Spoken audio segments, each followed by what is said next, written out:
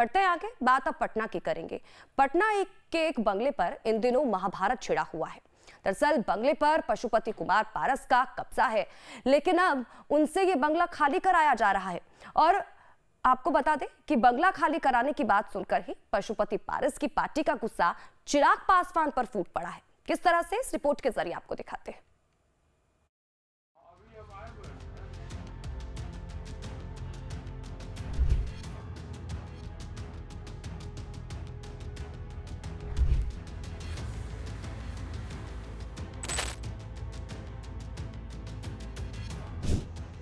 पटना का पॉश इलाका wheeler road,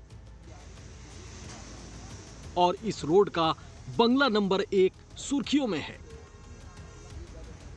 इस बंगले से चलता है लोक जनशक्ति पार्टी का दफ्तर, जिसके मुखिया हैं पशुपति पारस। लेकिन अब लोक निर्माण विभाग ने एलजेपी से यह बंगला खाली करने को कहा है। बंगला खाली करने का नोटिस भी चस्पा कर दिया गया है। बंगले को 7 दिन के अंदर अंदर खाली करना होगा, लेकिन एलजेपी इस बंगले को खाली करने के लिए तैयार नहीं है।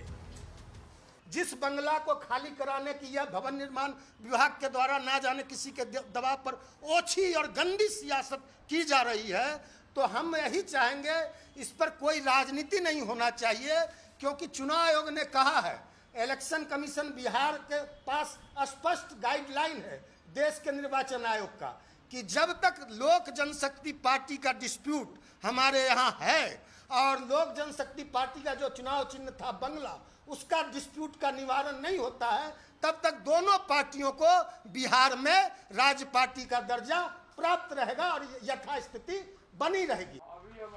एलजेपी आरोप लगा रही है कि चिराग पासवान अपने चाचा पशुपति पारस को टॉर्चर कर रहे हैं, लेकिन चिराग पासवान की पार्टी एलजेपी रामविलास इन आरोपों को बेबुनियाद बता रही है। कुछ लोग होते हैं कि हर जगह किसी ऐसे व्यक्ति का नाम ले जिससे उनकी चर्चाएं होती रहें। हकीकत तो यह है कि लोक जनशक्ति पार्टी रामविलास को एक कार्यालय मिलना चाहिए। उसके लिए एक आवेदन हम लोग, एक आग्रह मुख्यमंत्री जी से हम लोग किए थे, और मुख्यमंत्री जी ने हमको कार्यालय देने की बात कही है। वो मेरा संवैधानिक अधिकार है। हम ये कार्यालय कोई इंगित करके कार्यालय की डिमांड नहीं किए हैं। लोजपा रामविलास को एक कार्यालय मिलना चाहिए। 2024 के लोकसभा चुनावों में पशुपति पारस हाशिए पर चले गए हैं। पार्टी एनडीए में तो हैं, लेकिन लोकसभा चुनाव में पार्टी चुनाव नहीं लड़ पाई, जबकि पारस के भतीजे चिराग पासवान केंद्रीय मंत्री हैं, और अब पार्टी का ऑफिस भी पशुपति पारस के हाथ से निकलता हुआ नजर आ रहा है। साफ तौर पे पार्टी ने कह दिया है कि भवन निर्माण विभाग जिस तरीके से साजिशन, इस तरीके से चिराग पासवान को फायदा पहुंचाकर उन्हें प्रताड़ित कर रही है, उन्हें परेशान कर रही है, तो कोर्ट में मामला है, कोर्ट फैसला करेगा, तभी वो यहाँ से बंगले से बाहर जाएंगे, नहीं तो जबरन वो बाहर नहीं निकाला जाएगा। जाहिर है कि चाचा भतीजे की लड़ाई अब बंगले पर आकर रुकी है। बंगला किसके नाम से होगा, ये देखना दिलचस्प होगा। कैमरा पर्सन नीलमणि के साथ अमित कुमार सिंह, लाइव टाइम्स, पटना।